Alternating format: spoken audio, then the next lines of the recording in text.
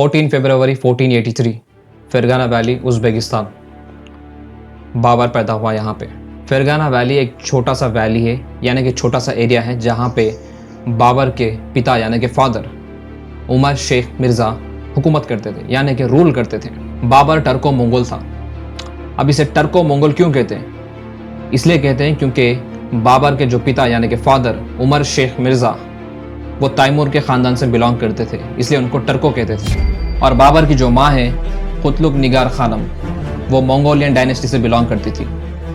Mongolian dynasty का नाम सुनते ही हमें चंगेज़ खान का नाम याद आता है। चंगेज़ खान के 4 बेटे थे, जिसमें दूसरा बेटा जो था चगदे खान, उसके ख़ानदान से बिलोंग करती थी ये कुतलुक निगार खानम, जो कि बाबर की माँ है। इसलिए बाबर को टर्को मंगोल कहा जाता था। 1494 11 साल की उम्र में बाबर ने फरगाना वैली पर अपना कब्जा जमा लिया, यानी कि हुकूमत करना शुरू कर दिया। तब के बाबर का एक छोटा भाई भी था जिसका नाम जहांगीर था। लोगों ने जहांगीर को अपने कबीले का राजा बनाना चाहा लेकिन बाबर ने उसके दादी आइसान दौलत बेगम का सपोर्ट लेकर वहां का राजा बन गया, उस कबीले का इंचार्ज बन गया। बाबर टर्को मंगोल था, इसलिए जितने भी तैमूर के ख़ानदान वाले और मंगोल के ख़ानदान वाले सारे लोग उसके अतराफ जितने भी टेरिटरीज होते थे वहाँ पे वो रूल करते थे। लेकिन एक दिन बाबर की नज़र समरकंद सिटी पर पड़ी। एक बहुत फेमस सिटी है, वहाँ पर बहुत फेमस और बहुत बड़ी सिटी है, वहाँ पर उसकी नज़र पड़ी, जो कि बाबर का कजिन रूल करता था वहाँ पे। लेकिन बाबर को उस सिटी पे हुकूमत करना था। 1497 में बाबर ने समरकंद सिटी पर कब्जा कर लिया, जब बाबर की उम्र सिर्फ 15 साल थी।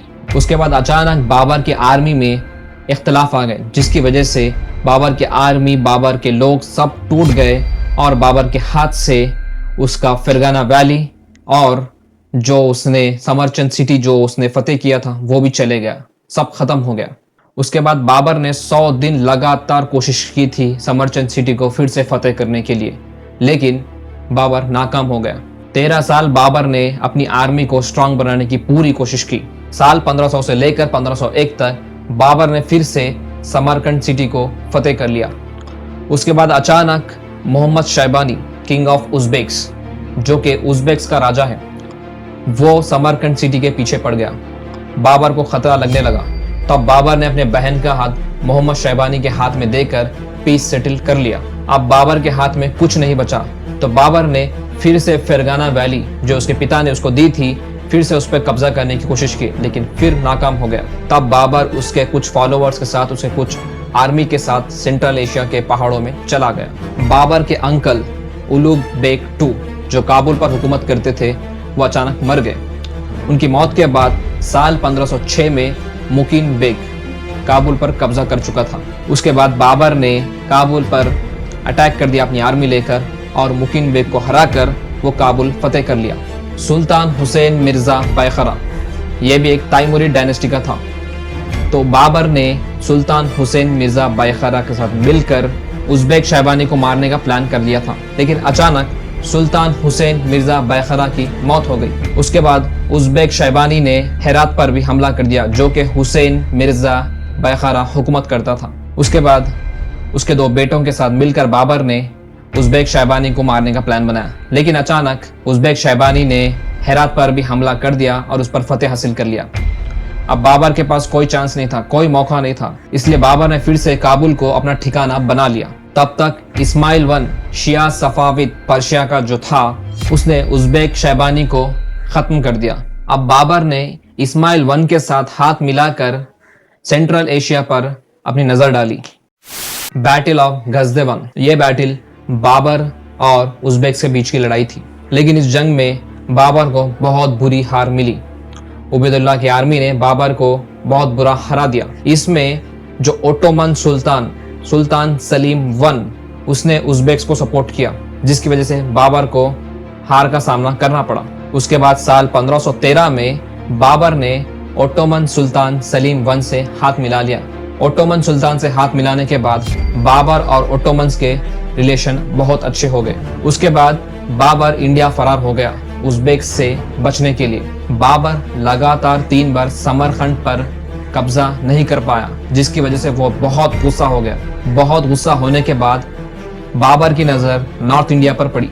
उसके बाद बाबर चेनाब रिवर यानी कि चेनाब नदी के पास पहुंच गया, जो कि फिलहाल पाकिस्तान में है। बाबर अपने आप को एक्सपैंड करना चाहता था, अपनी आर्मी को और फैलाना चाहता था, अपना पावर और फैलाना चाहता था। 1524 तक उसने अपना पावर पंजाब में फैलाया, जो कि एक टाइम पे उनके खानदान वाले तैमूर रूल करते थे। बाबर ने जब इंडिया में एंट्री की तो सबसे पहली जंग बाबर की इब्राहिम लोदी के साथ हुई। इब्राहिम लोदी जो कि दिल्ली और आगरा पर हुकूमत करता था, उसको हराने के लिए बाबर ने दौलत लोदी जो कि इब्राहिम लोदी का भाई है और उसके अंकल अलाउद्दीन दोनों के साथ हाथ मिलाकर इब्राहिम लोदी को हराने का प्लान बनाया। बाबर की सैनिक है 30,000, इब्राहिम लोदी की सैनिक है 1 लाख और 100 हाथी। लेकिन फिर भी बाबर ने जीत हासिल की। कैसे की? तो बाबर ने जो स्ट्रैटेजी अपनाई, तुलुगमा स्ट्रैटेजी।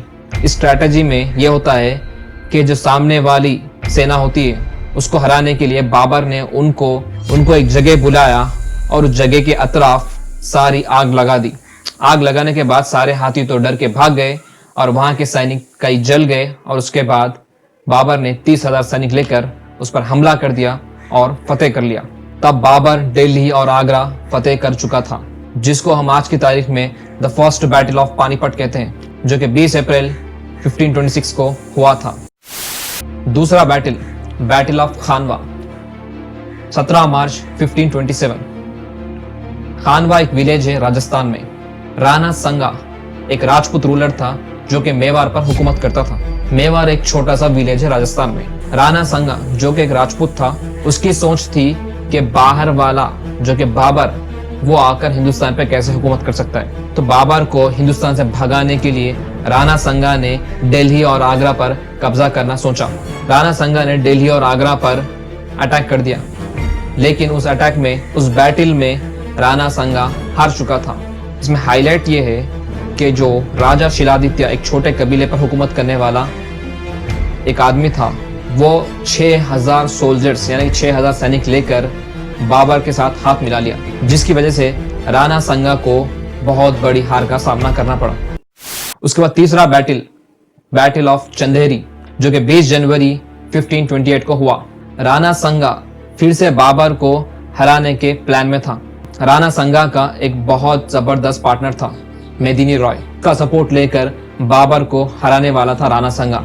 लेकिन वक्त से पहले बाबर ने मेदिनी रॉय को एक ऑफर किया। वो ऑफर ये था कि मैं तुमको शमशाबाद दे दूंगा, तुम मुझे चंदेरी दे दो।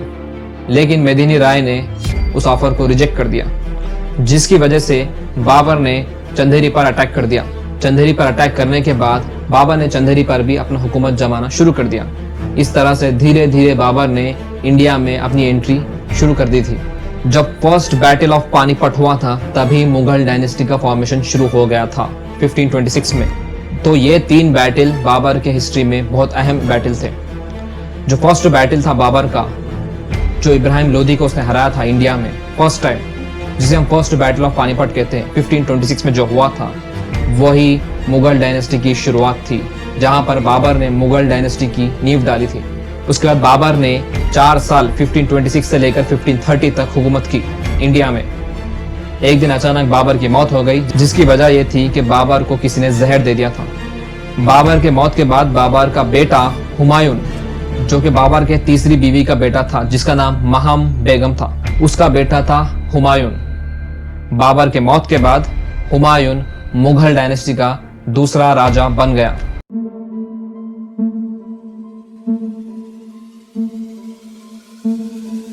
Mm-hmm.